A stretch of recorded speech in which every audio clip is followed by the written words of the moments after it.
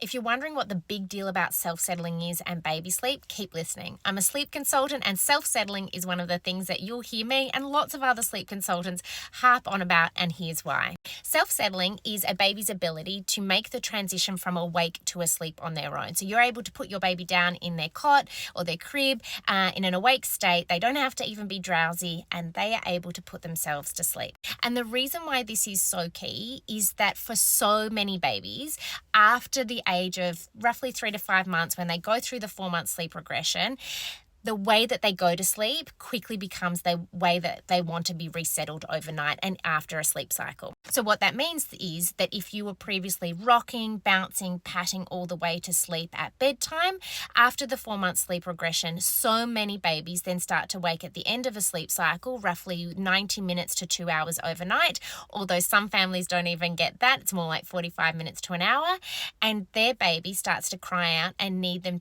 to be rocked, fed, patted, bounced, Irish jigged back to sleep. And while for a lot of families that's not a problem, when you're starting to do that every 1 to 2 hours overnight, it can become unsustainable.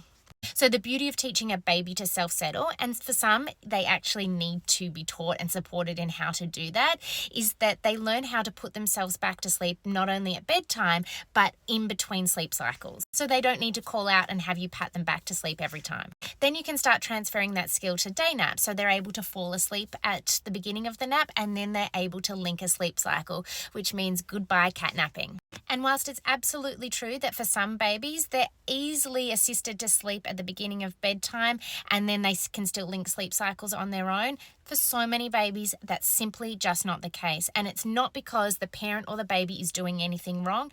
It's because not every baby is the same. And there would be probably no sleep issues if every baby was being able to be rocked to sleep and then they'd sleep all night long. So if you are having multiple overnight wakings, your baby is over the age of 4 months, then you can really start to work on self-settling. And that's where a sleep consultant like myself, my content, my guides, my courses all come into play.